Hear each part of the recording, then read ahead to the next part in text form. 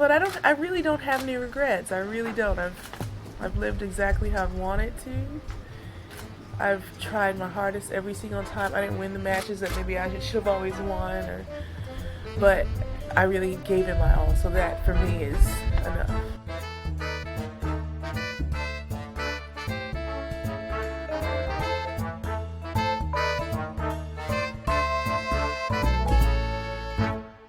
Hello everybody, welcome back to the Body Serve. I'm Jonathan. And I'm James. The French Open is over. That was one of the longest 2 weeks of my life. Tennis-wise. Yeah. I don't mean to start out as a buzzkill, but it really was a struggle to get through it, if I'm being totally honest. I feel like every episode starts out with a buzzkill. I feel like we are increasingly negative and miserable, sour, dour, just wretched people on this podcast. Wow. That's what happens when you're stuck in the house with the same person for over a year. So now it's my fault. No, we both have been stuck with the same person. Vince? Right. Two champions. Surprising and not surprising, both of them. Yeah. We talked on the last episode that a few of the women's quarterfinalists, although not your usual suspects, were not entirely surprising given their results this year. I want to back off that a little bit because Barbora Krejčíková as the champion is entirely surprising. Even if she had some cute results through the clay season and earlier this year, it's still pretty out of the left field. Yes and no. I mean, we've also said that the folks who play well for stretches since the resumption. Mm-hmm. You know, people aren't really having one cute result and then going away. Right. But of all the WTA shock slam winners over the past 5 years, to me, this would be the most surprising. Well, because of how far she's come, I guess. Yeah. Jennifer Brady's rise to Australian Open finalist in January, it built over a longer period of time. Mm-hmm. I mean, Krejčíková was questioning her position as a singles player not too in the distant past. This was only her 5th Grand Slam main draw in singles. She was already a 5-time slam winner. 2 in women's doubles, 3 in mixed doubles. She brings a ton of experience, but not in singles. And you watch her play and you get why she's having success. Mm-hmm. Her backhand is so good. So much fluidity off the backhand wing. She has variety. On clay, she's able to deploy the moon ball better than damn near anybody. Right. She has a lot of variety, but her variety looks different from, say, Ash Barty or Schiavone or any of, the typical WTA players in recent memory who have variety, quote unquote. Meaning she plays clay court tennis in a way that you wouldn't automatically say, wow, this is swashbuckling. This is really attractive tennis. It's deadly effective tennis. Like you said, she uses the moon ball a lot and exposes just how effective it is, especially on the surface. This was the drop shot open on both men's and women's sides. I am so tired of drop shots, successful and unsuccessful ones.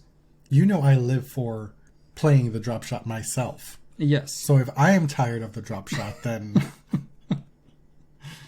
This final, Krejčíková beat Anastasia Pavlyuchenkova in 3 sets, 6-4 in the third.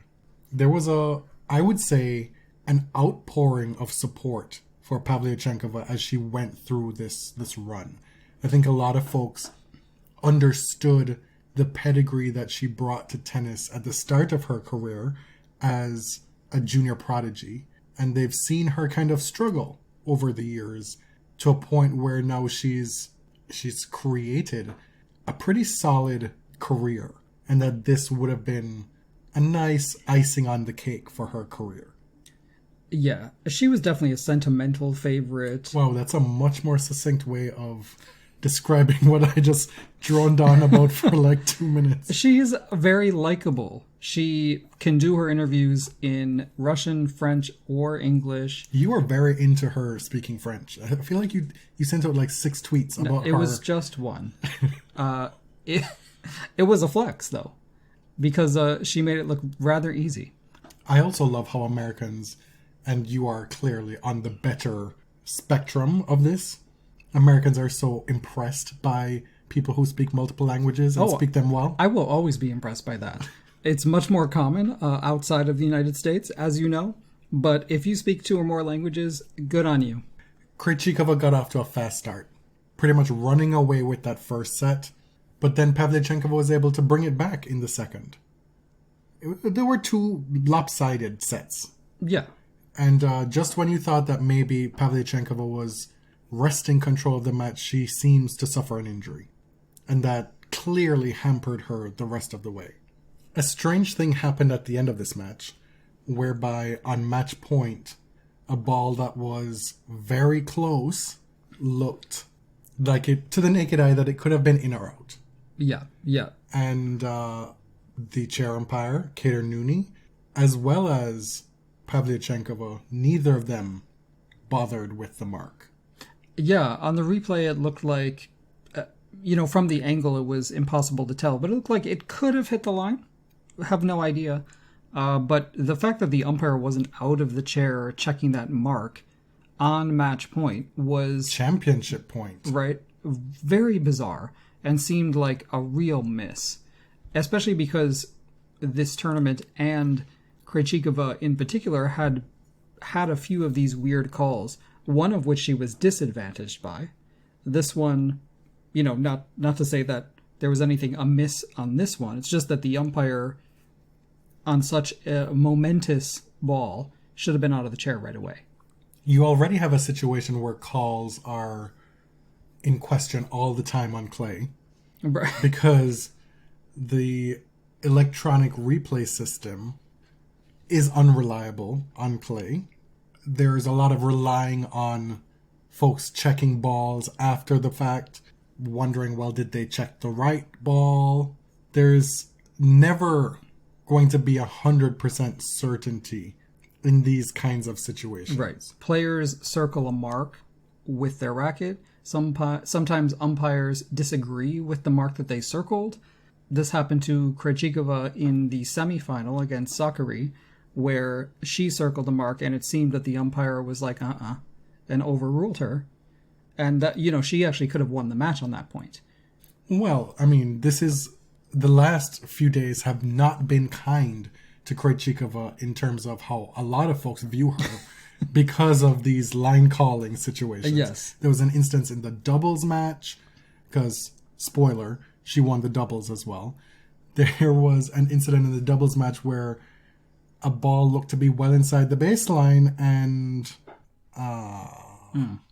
yeah. So not to cast aspersions or anything, but as a player, I would just not like to be in the position where people are tempted to label me, I don't want to say the CH word, but in a way that's not charismatic? I guess I'm just saying, try not to get yourself in those situations. One thing that I know that you agree, is that the criticism over the bathroom breaks is a slippery slope. Like, it's really difficult to criticize these things because a lot of players do it. A lot of favorite players, a lot of otherwise quote-unquote good sports take these interestingly timed bathroom breaks. And it's really tricky to question why someone excuses themselves off the court. And to my mind, we see a lot of this uproar more in the women's game than we do in the men's game. And part of me thinks some of that is there's like a consensus, something that's taken for granted, that the men deserve to have this break because they're exerting themselves more. And that there must be some kind of trickery with the women when they do it. Hannah Wilkes at New Balls Please on Twitter, she tweeted something about this in the height of the furor surrounding it on Sunday, saying, quote, "It's been said before, but I really think anyone complaining about bathroom breaks needs to prove they can change out of a sweaty sports bra into a new one and replace a tampon in under 90 seconds before they're allowed to have an opinion." And I really don't feel like I'm allowed to have an opinion on this. So that's exactly it. Like, are there instances where players are employing gamesmanship with these breaks? Absolutely. Is it possible for us watching from home to assess which one of these is gamesmanship and which is legit? No. Are those instances where gamesmanship potentially happens also within the rules? Yes. Well, the rules allow it. A lot of gamesmanship is perfectly legal. Mm-hmm. It doesn't mean that it's nice, but it's allowed. Right. And the nature of fandom, we allow our faves or the people that we like more to get away with more. So, it's just too much, really. So, let's not dwell on that. The uplifting part of Krejčíková winning is all the stories that we heard about her mentor-protege relationship with Jana Novotná. Yeah. Mary Carrillo told this story on the broadcast that Krejčíková and her family literally went to Jana Novotná's house, like unannounced, to introduce themselves and just ask for some advice for a young player turning pro. And that little encounter turned into a mentorship and eventually Jana being Barbora's coach. And so she spoke a lot about Jana and what she kind of owed to her throughout this tournament.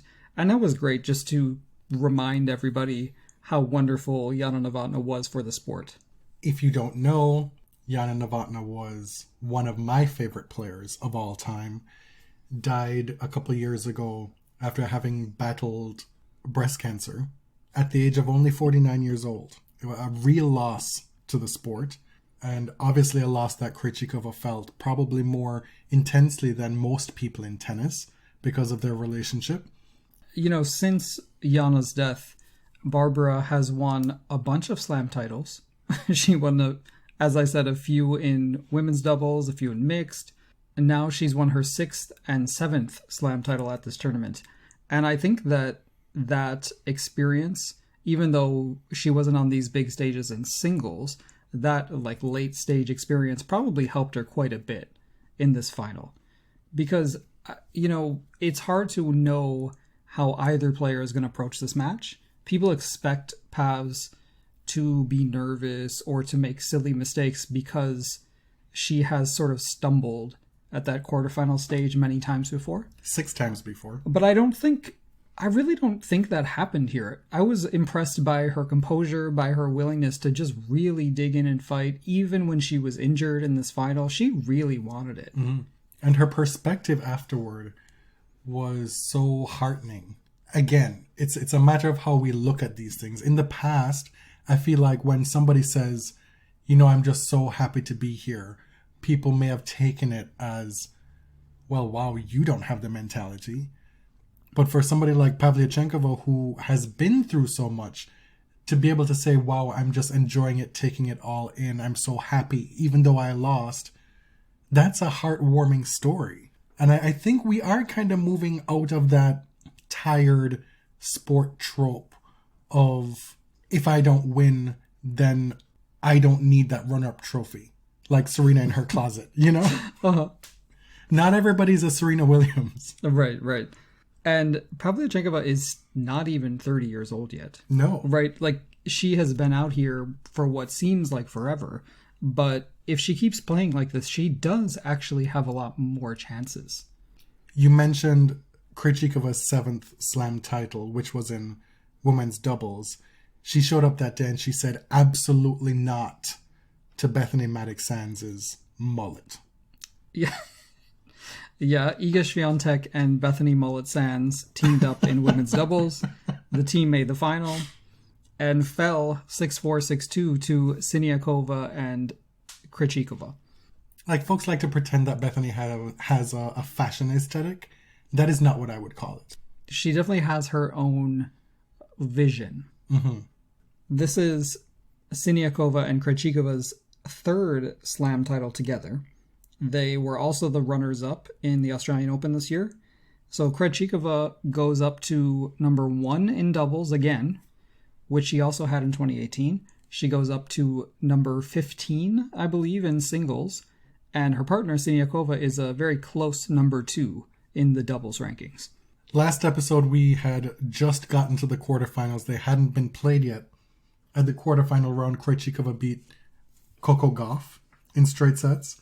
Sakkari with one of the wins of the tournament, maybe the upset of the tournament, beating the prohibitive favorite, the runaway favorite at that stage, Iga Swiatek, in straight sets. That was a hell of a win for Sakkari.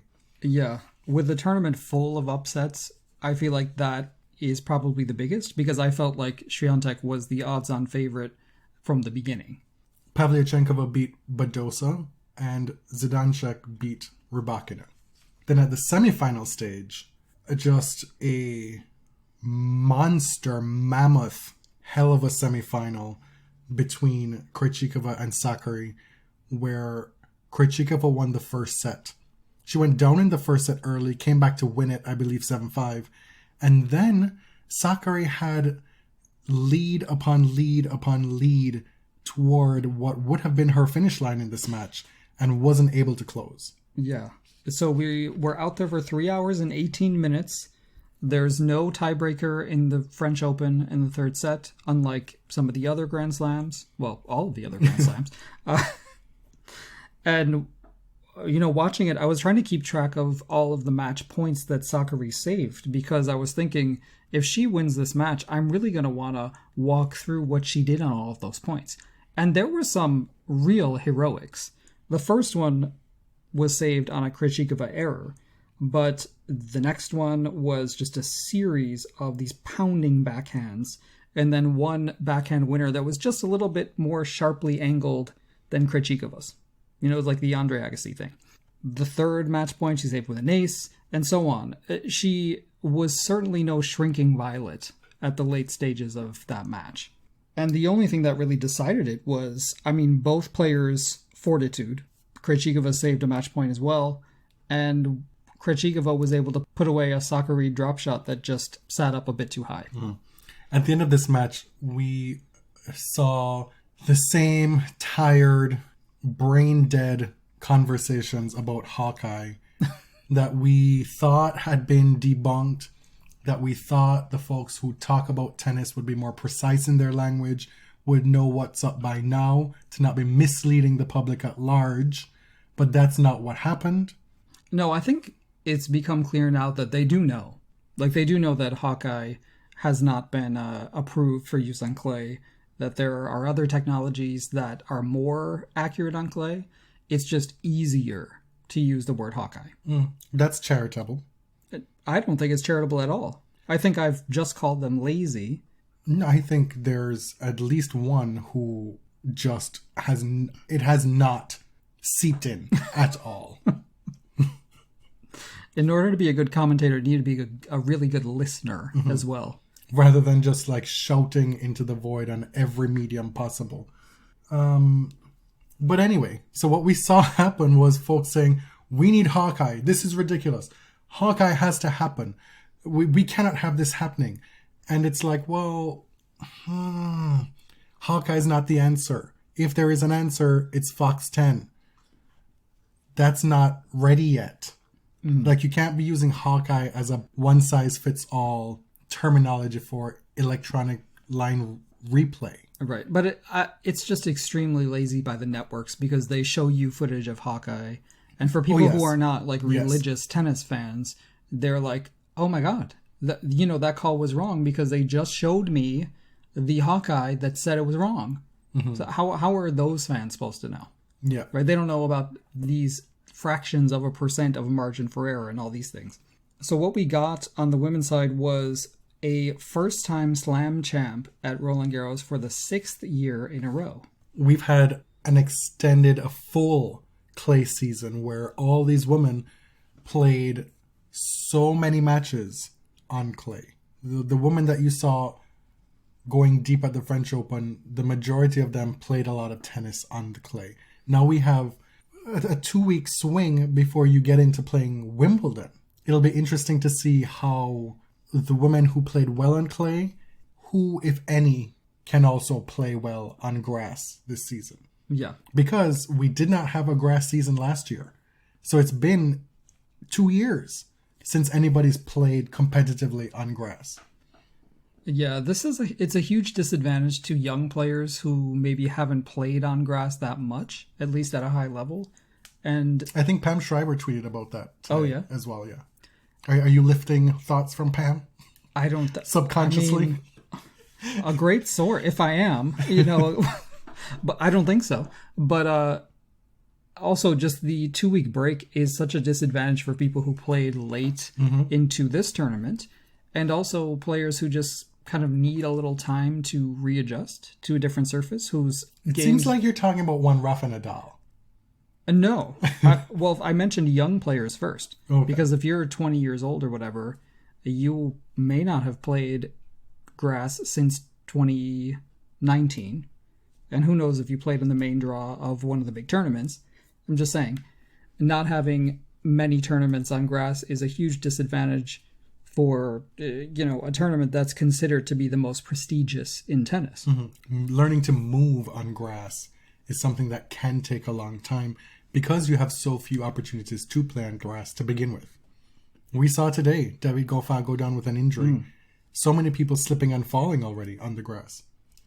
On the men's side, you may have heard that Novak Djokovic won his second French Open title and his 19th Grand Slam singles title.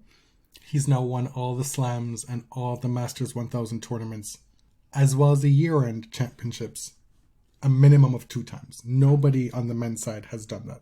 He did it by beating Stefanos Tsitsipas in the final, who was playing his very first Grand Slam final. He also did it by beating Rafa Nadal for the second time in his career at the French Open in the semifinals.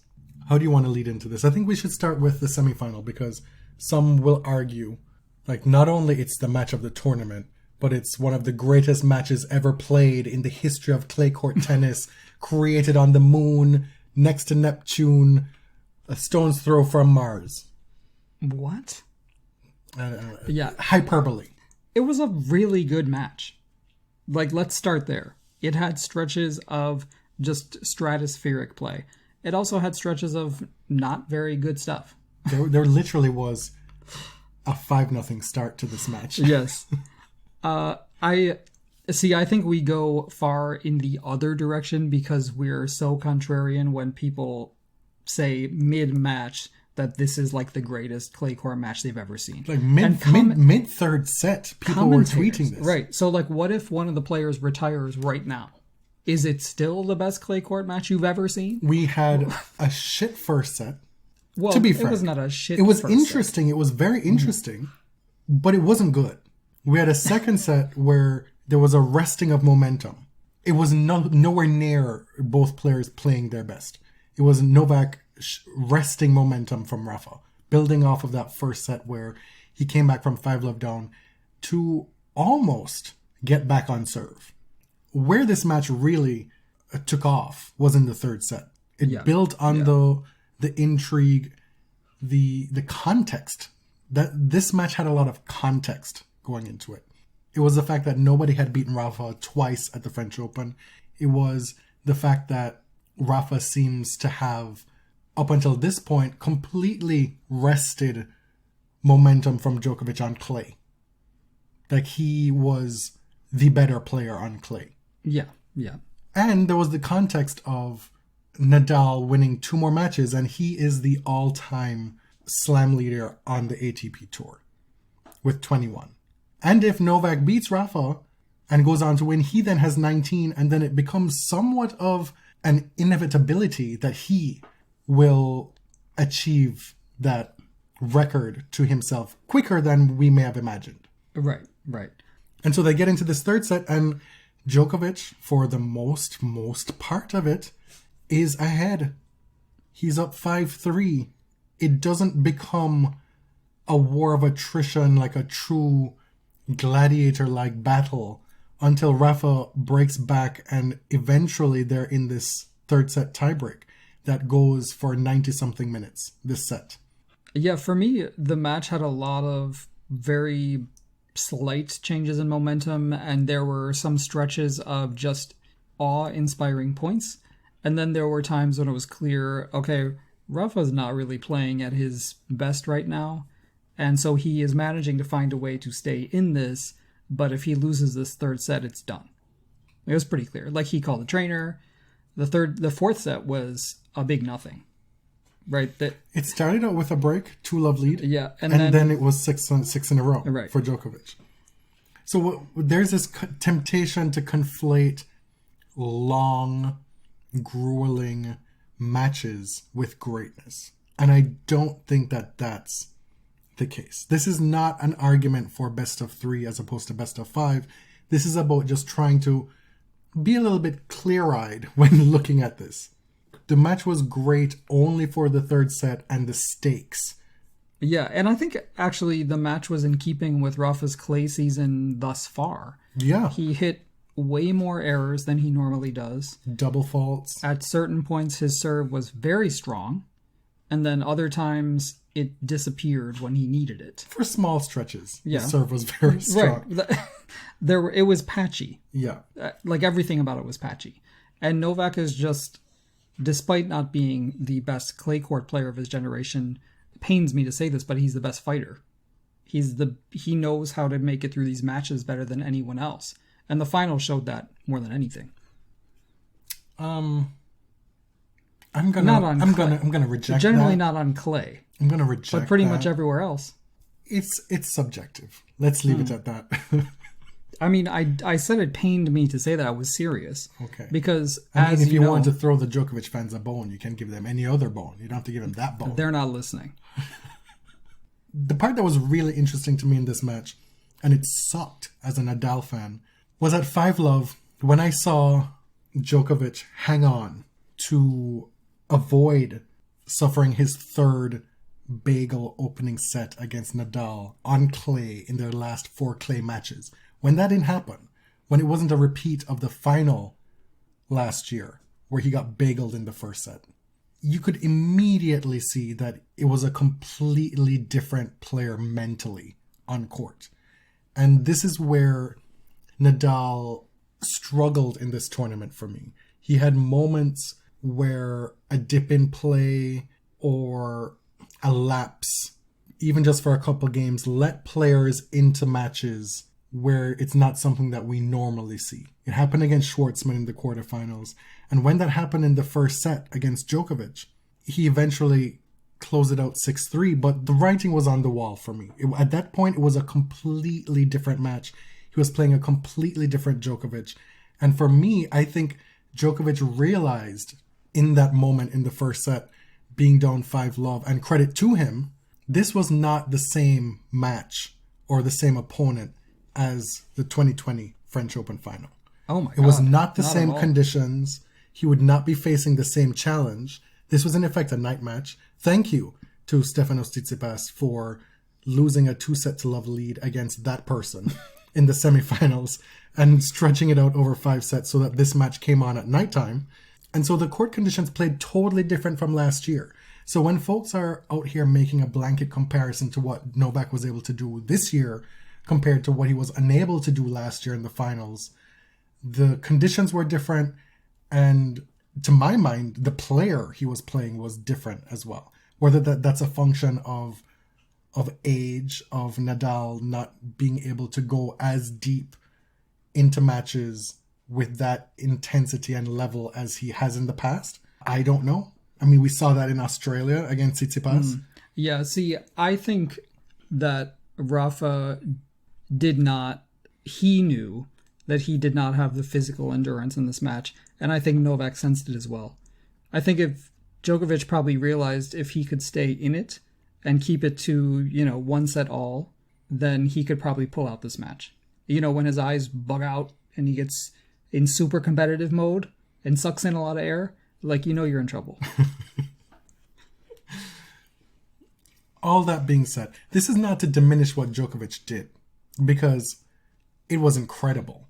No two ways about it. I'm just not here for an unnuanced discussion of what happened.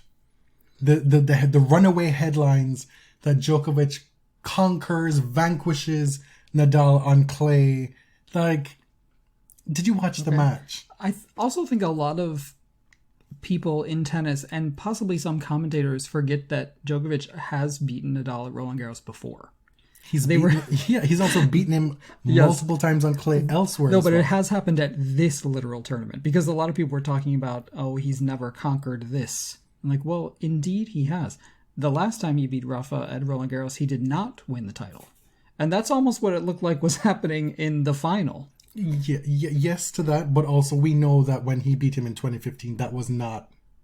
No, Rafa That was not he was Rafa, not Rafa. good, but it still happened. Yes. I'm also, you should just know this about me. I am allergic to enthusiasm if I'm not feeling it. I am very contrarian in that way. So like, you know, when you're in a crowd and they're like, how are y'all doing? And you're supposed to be like screaming everything. I absolutely refuse to do that because I simply cannot fake it. You are a lot of fun. That's just me. What does that have to do with what we're talking about? I'm just saying, so when everybody, like when all the commentators are pumping up a match and saying this is the greatest thing ever, I instinctively want to say the opposite. Mm-hmm. Even if it's not true. But, I mean, I remember that 5-hour, 50-minute final happened with Nadal and Djokovic at the Australian Open. I remember that Wimbledon 2008 happened, but I don't remember what it feels like to have watched it. So how am I going to compare that to what is happening mid third set of this match? Like, it just make it make sense. It just doesn't, you know? Like, people get way too carried away with trying to make something, to take several leaps in the moment to try and drum up hype for this broadcast. Yes. Commentators would do well to, rather than tell us this is amazing, tell us why this is so great. You don't have to tell us that we have to savor this moment because this is historical. Just give us context. Explain to us what's happening. Okay, but like, you know, for example, you don't have to say this is the greatest clay court match ever. You could do like Mara Carrillo did, and she said, this is my favorite match that these two have played, and this is why. And show us why. That's useful. Right. Show, don't tell. Now, the other semifinal, wow. Smash hit. Tsitsipas Zverev. A What the hell? stone groove smash hit wonder. As you know, we don't talk about that other gentleman on the show. Stefanos led 2 sets to love. Then he didn't. And then he won in 5. Mm-hmm. The quarters that happened, Nadal beat Schwartzman. Pesky, nuisance-like resistance from Schwartzman, as he does when he plays Nadal. How he's able to generate that much pace from that frame will continue to be a world wonder. Djokovic beat Berrettini. We won't get into it, but it drew out one of his famous reactions. Mm-hmm. The most of the quarters were kind of flop. Zverev beating Davidovich Fokina. That was terrible. Davidovich said that he was injured after the match, and that makes sense. Having watched that match, that makes perfect sense. Tsitsipas and Medvedev, the French Open wasted another one of their plum night match slots on a really terrible match. I mean, they're the number 2 and number 4 in the world. I know. I was really looking forward to it, and it was not good. It was not good. We kind of skipped past the final. No, we were like setting the tone for getting to the final because so much of this tournament hinged on that semifinal between Nadal and Djokovic. Mm-hmm. The final started with an extremely tight first set. Novak, at the beginning of the set, was barely even losing points on serve, first or second serve. And as it went on, you know, Steph is sticking in it. He's hitting the forehand at a very high level. And you got the feeling he's going to have to stay at this extremely high level if he's going to win a set. But then he gets broken at 5-all. Djokovic serves for it and immediately goes on love 14. Right. So this I did not see coming. I also did not see it coming that Stefanos would go up, 4-love? 4-1, 4-love 4-love in the tiebreak, and then pull it out. After losing that lead and Djokovic himself having a set point in that tiebreak. Mm-hmm. And then after that, Stefanos kind of runs away with the second set. Right. So 6-2. It's something we have all seen before. If you've ever seen a long Djokovic match, you've seen that moment where, oh my God, he's so tired.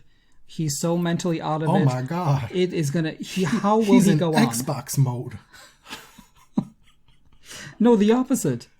No, I'm saying he becomes like the moment happens where you realize this is now Xbox mode. But like, what is the commentary team thinking in the second set when they're saying, "Oh my God, Djokovic, this is horrible. He's so tired. He's not going to make it. This is going to be over soon." Like, have you ever watched this guy play before? It wasn't unreasonable. He played 4 hours and 11 minutes against Nadal, which was, I imagine, incredibly taxing mentally and physically. A day off in between. Had a day and a half. Djokovic has done this so many times. Okay, he's also 34. Mm-hmm. It's not impossible that at that age, after coming off of that semifinal, that this could be a step too far for him physically. Yeah. But it wasn't. I just think we need to go on past performance. Early in the third set, in the fourth game, Novak converts on his fifth break opportunity and goes up 3-1. And you know what? I think 95% of tennis fans watching were like, oh, this is over now. Novak's going to win the next 3 sets. Like, these things are written in the stars. And I'm not saying that to say, oh, I was right, but you just got this sense. The third set went by so quickly, and it seemed like the writing was on the wall at that point. You've said that quite a bit, the writing being on the wall. It's my favorite Destiny's Child album, so that's why. The thing that was disconcerting for me watching Tsitsipas go through that stretch was his body language. He maintained a certain calm for a good stretch at the start, and then increasingly he became frustrated. You can't let Novak see that. No. Like, not even one inkling of you being over it. Right. Not only can you not let your level dip, you can't let your body language dip at all, because Novak is programmed to sense these things and pounce on them.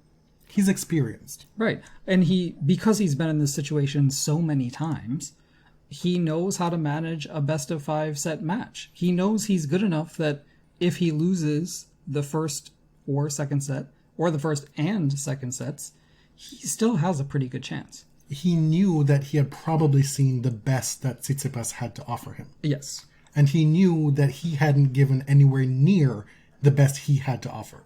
So when you're bringing that to the table in these moments, and then you see the frustration from your opponent and you sense the dip, you just have to hold the line at that point. Once you've elevated your game and you have all these resources to draw on, you just have to hold the line. And it's not that Djokovic is the most accomplished men's tennis player in history, save for the Grand Slam record. It's that he can literally do anything on the tennis court. Like, the return of serve is without equal at any stage in tennis history. It can't even be described in a way to accurately tell you how good it is. No, see, like, it's absurd. It's ridiculous. If you're not a fan of Djokovic, if you were a Nadal fan in that semifinal, you are enraged most of the match because. But Nadal has very frequently had better stats on return. No, it's not just about the stats. It's about the crucial moments, the tough moments, his defense. He gets balls back. How many times did you watch this tournament, a Djokovic match, and you look at him in a position where he's in trouble, and his very next shot is skidding off the baseline? Nobody does it like he does. Okay. And I've kind of had enough of this, though. I feel like we've given enough compliments. It's not hollow for me this time because it's due. Like, those are things he does better than anybody else, really. Okay. Yeah, it's not a lie. Well, you're just not... Anyway, Stefanos played much better than I think we could have hoped for. I think he should be really proud of this as his first Slam final. Well, we went through moments of being disappointed by how it turned out. Oh, of course. To then, but as always, when you take a step back and you think about it, for your first final, to get here after what you've gone through in the last 10 months in tennis, the loss at the US Open, coming back against Djokovic at the French Open, and then losing anyway.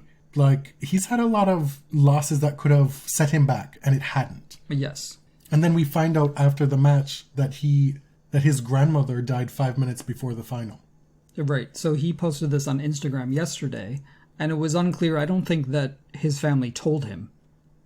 He didn't know this before the match, but his grandmother passed away right before the match started. And so he had to come off court having lost this battle, and then having to talk to the press, and then having to find out that his grandmother died. It's a lot. It's a lot to happen in one day. And, I mean, his dad had to sit there throughout the match knowing this, right? That's his mom. So, man, it was a rough day for the Tsitsipas family. Going forward, we were already of the opinion that it was inevitable that Djokovic would finish with the most Grand Slam titles.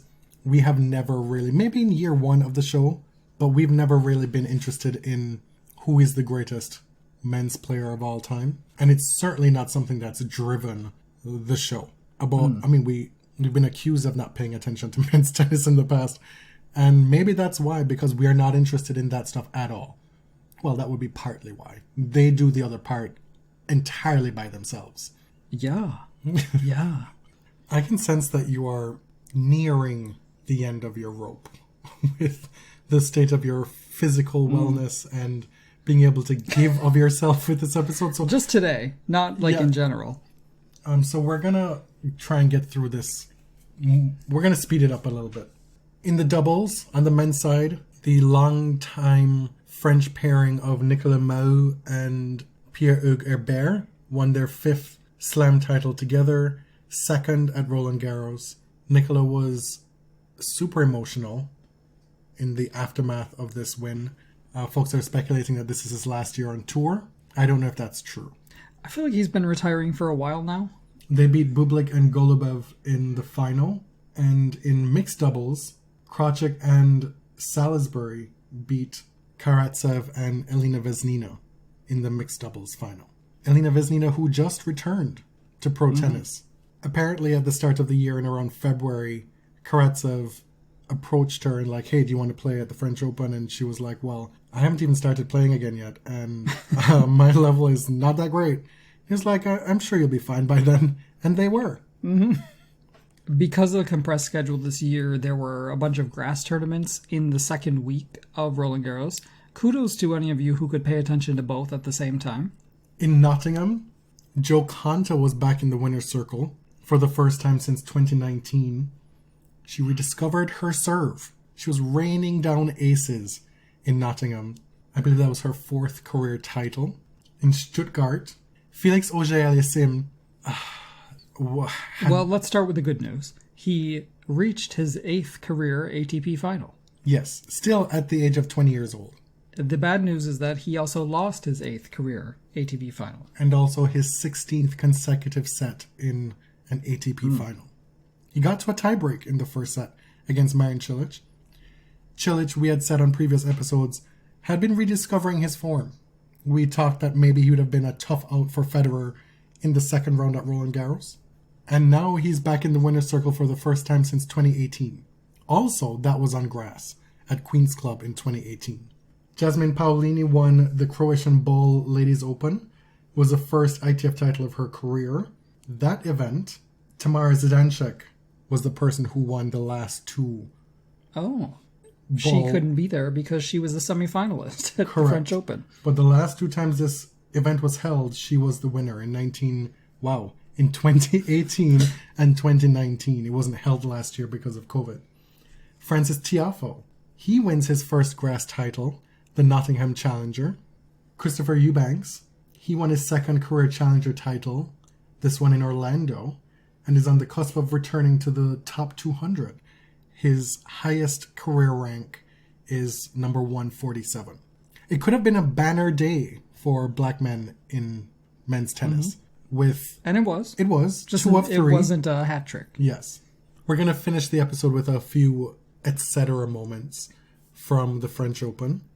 And it begins with one of the most absurd conflicts of interest in tennis that you will ever see. I mean, there are so many.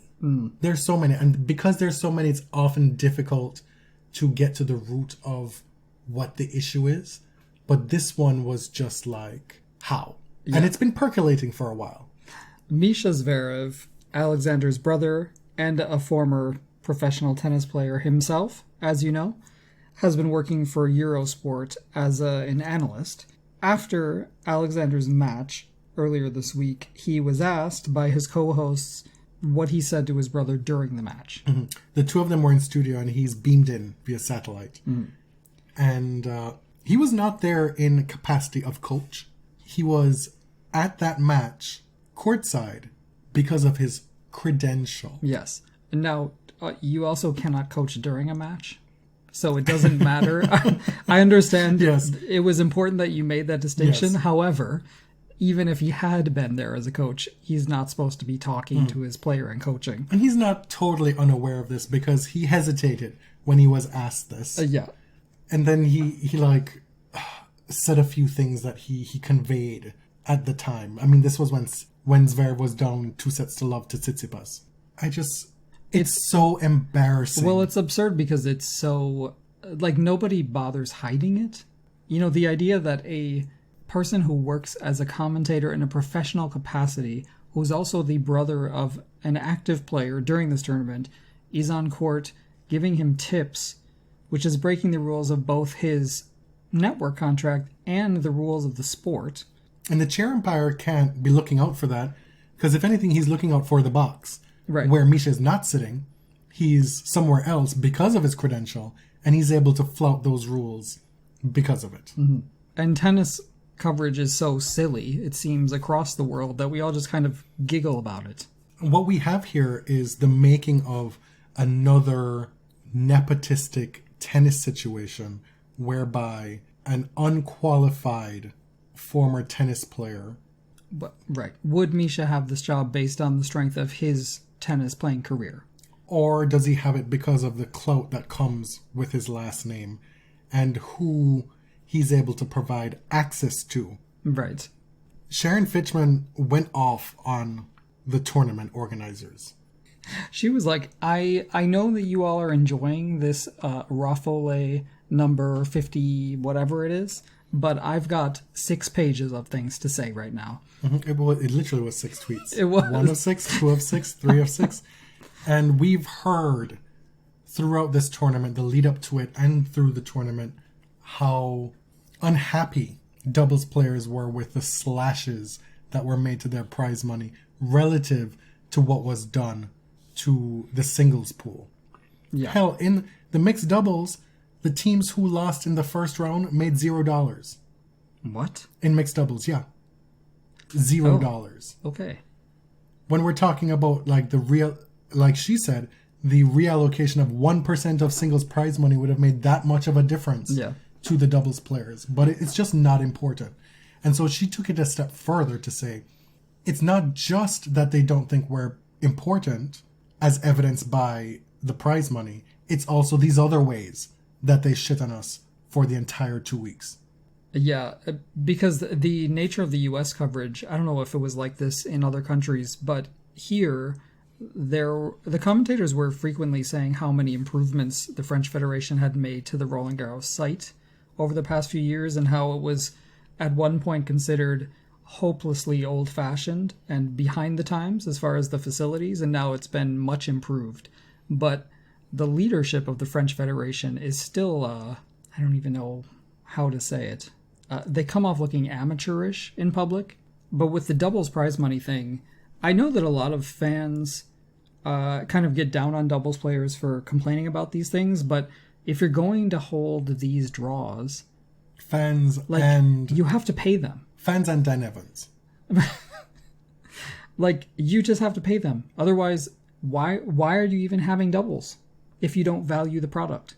Taylor Townsend recently wrote a narrative for the Players Tribune about her experience as a young junior player coming up, and with a big theme being the fact that she is, in her words, fat and black, and what that was like going through the USTA system, becoming a pro, and realizing it at many turns that it is very difficult to be a person like her. We know what happened to Taylor Townsend as a junior. It's one of the truly wretched stories from tennis's underbelly. Yeah, it was a big stain on U.S. tennis for a long time. It eventually resulted in Patrick McEnroe moving on from the USTA. Not necessarily tied to that incident. It may not have been tied. It was a couple years later, but Yeah. finally some acknowledgement of his colossal failure in that post. And He was the head of player development at that time. we finally have now some first-person narrative from Taylor about the full extent of what it was like for her to go through that situation. Because we've heard a lot of, I mean, when it happened, we saw a lot of narratives from other people's perspectives and sort of just the news roundup. But what really occurred is that she was the best junior player in the world, coming off a junior Grand Slam singles title, a few Slam doubles titles in juniors. Ranked number one. And going into the US Open, the USTA put her on this huge training block and said, we are not going to pay for you to go to the US Open if you don't do this, that, and the other.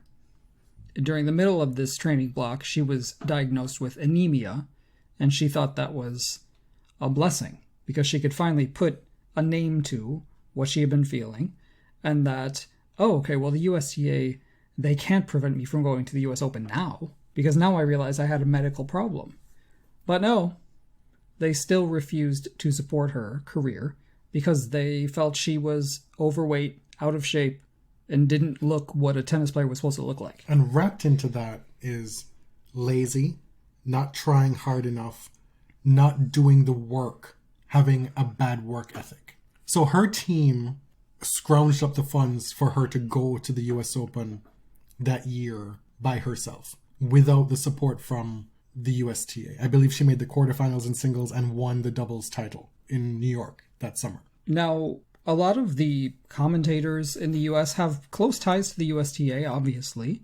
A lot of them came through the system or have worked for the organization or have many great friends in the organization. So at the time, I feel like there was a real lack of powerful people in US tennis speaking out about this. A lot of them worked with Patrick McEnroe at ESPN.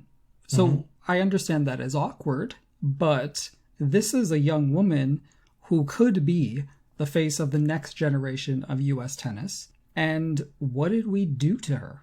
Also, a lot of these people have their own academies Yeah. or work closely with youth players who are instrumental in passing on knowledge or making decisions that affect the development of the next generation of American tennis players. And time and again, we see one set of blanket rules trying to be used for everybody. You know, we talked about on the last episode how just because, the last couple episodes with respect to Naomi, just because something has been done one way for eternity doesn't mean that it has to continue to be done the same way moving forward.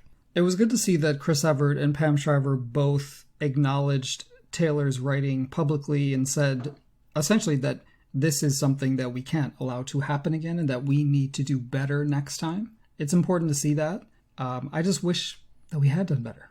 You know, I don't want Taylor Townsend to be the example of someone we failed so we can not do it again. No, but we continued to fail her. Right. Because people continued to question her judgment, question the way she went about her career. Why isn't she going to Europe in the spring? Why is she playing challengers? Why is she staying stateside during the spring playing these challengers that she's too good for? Is she not trying to better herself? Why doesn't she have any ambition to be better? We lived through that after very recently. 2012. Very recently, we lived through that. And it turned out she got to be like top 70, top 60 in the world, doing things her own way, beat Simona Halep at the 2019 US Open, had a big breakthrough. She has had to, out of necessity, chart her own course, do things her own way. That's best for her because she did not have people who should have been looking out for her do right by her in her career. And let's not talk about some of her male compatriots getting 40, 50, 70 70 wild cards into tennis tournaments. she has gotten wild cards, but not even close to what some of these guys have gotten. This is the nepotism in tennis, right? Mm-hmm. The Zverev brothers, the McEnroe brothers. I mean, I presume Patrick McEnroe had a college degree, but like, to warrant his rise in the game to this degree, I've yet to see him or hear him speak on his role in what happened to Taylor Townsend in any sort of accountable way. I will say this. If you have your own podcast, you have every opportunity to do so. I'd like to see it. I would listen to it. I would definitely tune in. Yeah.